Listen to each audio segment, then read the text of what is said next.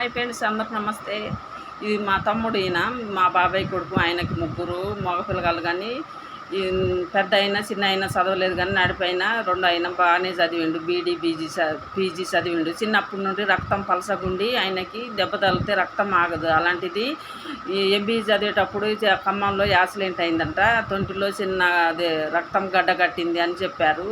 ఎన్ని హాస్పిటల్ తిరిగినా కూడా ఆపరేషన్ చేస్తే నువ్వు బతకవు, రక్తం పలసగుంది కదా బతకవు అని చెప్పారు. అయినా కూడా ఆయన చేపించే ముందు నన్ను కూడా చెప్పిండు, హాస్పిటల్కి వెళ్తున్నా ఆపరేషన్ చెప్పింది. రక్తం పలసగుంది అన్నారు కదా, ఎందుకంటే సత్తే సావటం మీ జాబులు ఏమైనా వస్తాయా అని చెప్పిండు. నాకైతే చూడండి ఫ్రెండ్స్, ఆపరేషన్ చేపించి చచ్చిపోయిండు. ఇగో మా చచ్చిపోయిన వాళ్ళకి ఇట్లా బియ్యము ఇట్లా ఇస్తారు, తెస్తారు. ఊరోళ్ళందరూ ఇట్లా పడుకొని వస్తారు. మాకైతే ఇది చచ్చిపోయినా కాదు, కానీ పెళ్ళిళ్ళకి దినాలకి అట్లా కూడా తెచ్చి ఇస్తారు. మా ఊళ్ళో ఇట్లా జరుగుద్ది. ఆయన ఎంత చెప్పినా అయినా లేదు, చచ్చిపోయిండు మా తమ్ముడు. చూడండి.